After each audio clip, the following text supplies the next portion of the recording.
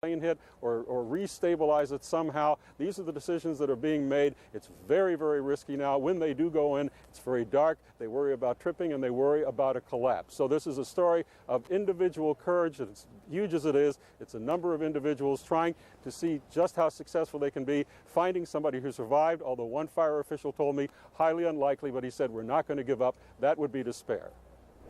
Leon? Actually, it's Darren, Bob. You mentioned the talk with the firefighter, but is there any indication that people might still be alive inside the Pentagon? They have found nobody yet. They have found that there are some bodies. They have not been recovered.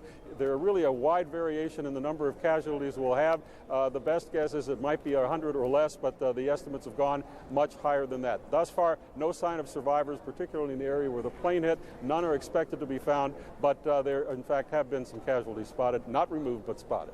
Bob Franken at the Pentagon. We'll be checking back with you throughout the morning. Right now, back up to New York City and Paula. Thanks so much, Darren. I just wanted to quickly recap for you what we know at this hour. As we've been reporting all morning long, all the public schools are closed, the private schools, the parochial schools are closed. But the Securities and Exchange Commission has now told CNN that the SEC chairman believes that the financial markets will indeed open for trading on tomorrow. However, an official decision has not been made at this moment. Right now, I want to go to Gary Tuchman, who is as close as you can get to what is left of the World Trade Center for an update on rescue operations underway. Gary, what do you got? Well, yesterday morning at this time, the tallest buildings in New York City, the second tallest buildings in the United States, stood in the street just a couple of blocks behind me. And now the skyline here on this street, Church Street, looks like it did back in 1971 before the World Trade Centers were built. That beige building was there in the early 70s and the late 60s and the 50s, and that's what it looked like if you were here in New York City before that. It's a very strange sight indeed, not seeing those gleaming 110-story building behind me. We just saw a very disturbing sight on this area where we're standing. These are all emergency workers here right now, police. We have members of the military who are here. We have other emergency officials. And just a couple of minutes ago, you're going to look right now. This is one of the disturbing sights. There you see a car that was incinerated in the parking lot of the World Trade Center. It's very hard to look at those sites and imagine what happened to the people who were nearby. We've seen a lot of cars like that today. This truck right here that just passed by has wreckage from the World Trade Center, but an even more disturbing sight about 5 minutes ago, we saw a vehicle from the medical examiner's office carrying body bags. We can tell you we haven't had any good news whatsoever in the last couple of hours about survivors, but there have been 9 survivors found. And with us right now are 2 of the gentlemen who worked with one of the survivors. Gentlemen, can you come over here for a second? This is Brian Van Flander. This is Steve Martinez. They're emergency medical technicians. I want to ask you, Brian, you told me that you loaded up onto an ambulance a police officer who survived this terrible tragedy. Tell me about that. Yeah, I was going to say as a transit authority officer, we worked on them for, when I say we, I mean the EMS, the firefighters. Those guys were just incredible down there. They worked on him for a better part of 4 to 5 hours. He was only extricated maybe an hour and a half ago. And the reason it took so long was because they were trying to save his foot. They were very worried that they were going to have to amputate his foot, and they were able to save it. So they were worried they were going to have to amputate his foot while he was still in the wreckage? Yes. We actually, as I understand it, and I didn't actually get the chance to see him in the wreckage. You put him in the ambulance. That's right. I loaded him in, helped many guys load him in. They crawled down he was in a pit, and they had to crawl down next to him or beneath him and physically cut a cable that had punctured his ankle, as I understand it. Was he talking to you as you put him in the ambulance? He was lucid. He was aware. He wasn't. He was talking, but not. Kind of thumbs up. There was a nice big round of applause as we got him on the stretcher, and then again when we got him into the ambulance, and people were. It was very tearful moment, a very touching moment. Kind of shows the best of New Yorkers. I mean, these guys are just working their hearts out. They're trying to save their fellow colleagues. So. Also touching what you have in this box. Show me what you have in it. Yeah, well, we found this at Ground Zero. There's 3 command stations. We're at Liberty 1, which is about as close as you can get to Ground Zero without being in a pit. And we found a herd that's lying outside amongst the rubble. The carnage, I know you guys hear everyone coming out of here saying the carnage is unbelievable, but it's just beyond comprehension. You cannot possibly imagine the devastation down there. And this kind of tells the story unto itself. Tell me what you're going to be doing with this. Well, I'd like to clean it up and give it to a young girl in memory of the people who died, and maybe when she's old enough she can appreciate. Hard for you. Yeah, a lot hard. How are you coping right now, sir? I'm all right. I'm fine. It was rough in there, you know. We went in. Basically, we provided EMS services for the fire department and the rescuers, the people who were digging. They were having a hard time breathing, having a hard time seeing with their eyes. You see that the rescuers have their masks that they wear. Yeah. Anyone in this area is supposed to be wearing these masks. Yeah, so there's a lot of crap floating around in the air, and it's rough in there. We had firefighters pass out on us, so we had to give them oxygen, things like that. And are you scared? It was scary a few times in there with the fire and all that. Then there was one point where they thought they had found somebody, so they called EMS in, and we ran in.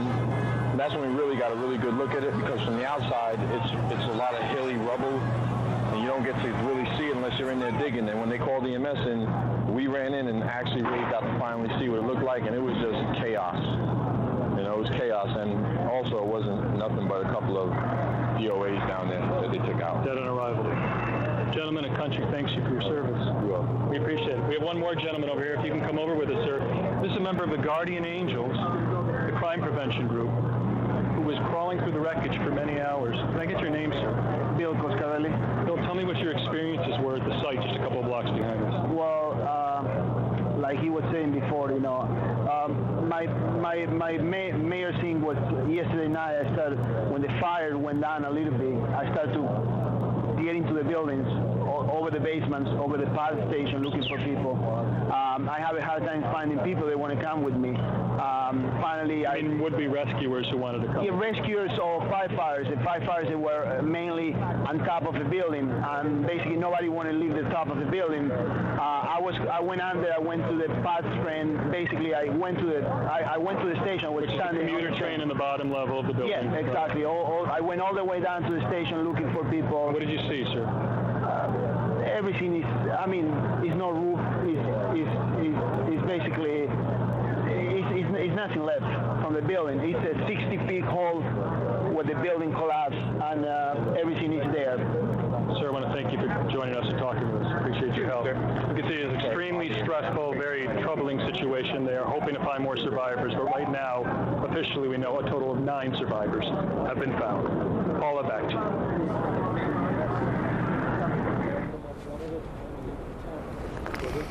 All right, well, it is absolutely chilling to hear these first accounts of what it is like for rescue areas to go into Ground Zero.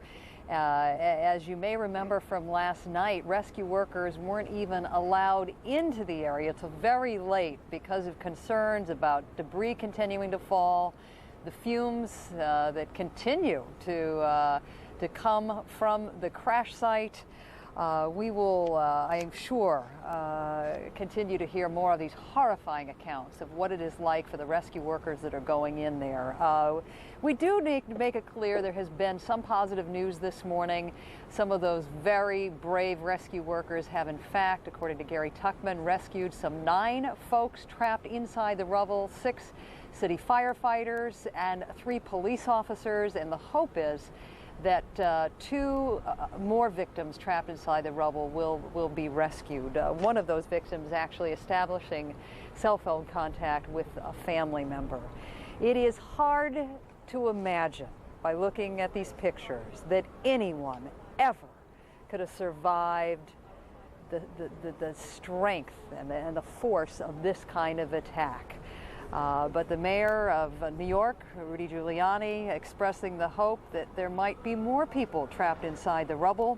We know from FEMA Director Joe Alba that 8 specially trained crews Urban rescue crews will be on the site at some point later today to assist all the paramedics and the rescue workers on the scene right now. The mayor unable to give us any sense of what kind of fatalities we're looking at. All he will say is that the numbers will be very, very high. One city official telling me those numbers could climb into the thousands. I wanted to remind everybody that President Bush is in the process of meeting with his cabinet secretaries, and we are hoping that sometime within the next 45 minutes or so, at what is expected to be the conclusion of these meetings, that we'll have a little more information for you on that. So from New York, let's go back to Leon in Atlanta. All right, thank you very much, Paula. You know, so many of us had thought for so long that the Twin Towers were invincible. We had heard for so many times over the years that the buildings had been built to withstand an impact from a crash of a plane. Well, let's talk right now on the telephone with Aaron Swirsky. He is in Jerusalem, and he was one of the original architects of the complex. As I understand it, is that the case, Mr. Swirsky? Yes, I was working with Minoru Yamasaki, which is the architect of the building, but I was one of the workers with him, and we were a team of 14, 15 architects, and I was one of the members of the team, yes. Well, as a member of the team and having such insight into how this building was constructed, could you believe that a plane could bring these buildings down?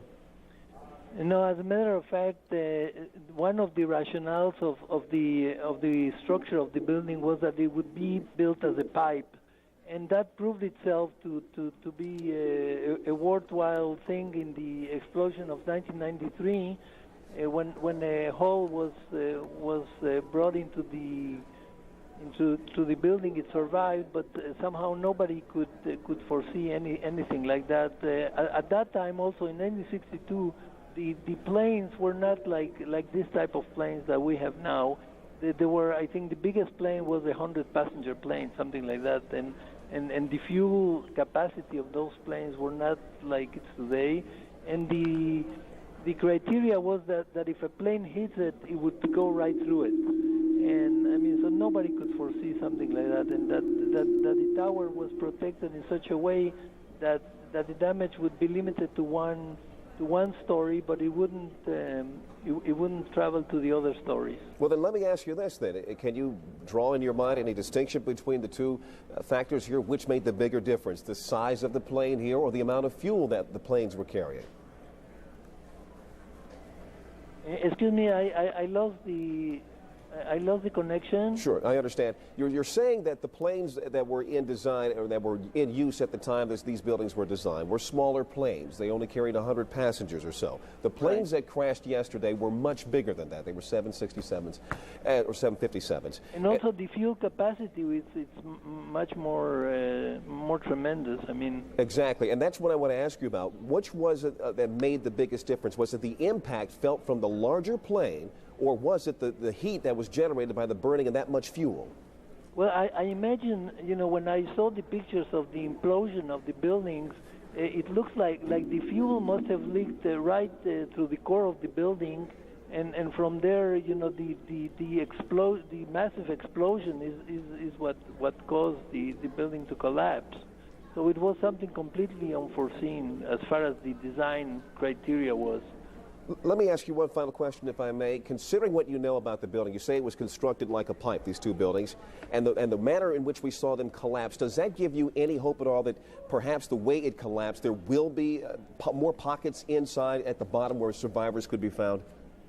Well, I sure hope so. We pray that there will be survivors and that this won't happen again. And I mean, it's a terrible, terrible, incredible tragedy. Yeah. Aaron Swirsky, we thank you very much for your insight this morning. Yeah.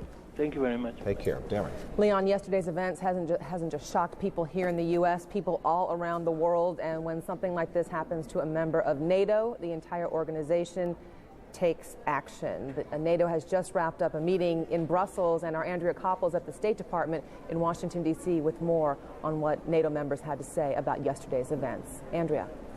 Darren, far away from the scenes of carnage in this country, in a very different setting in Brussels, we're told by both diplomatic and State Department sources that the member states of NATO are right now sitting in a room going over a draft document. That this is the first time in NATO's history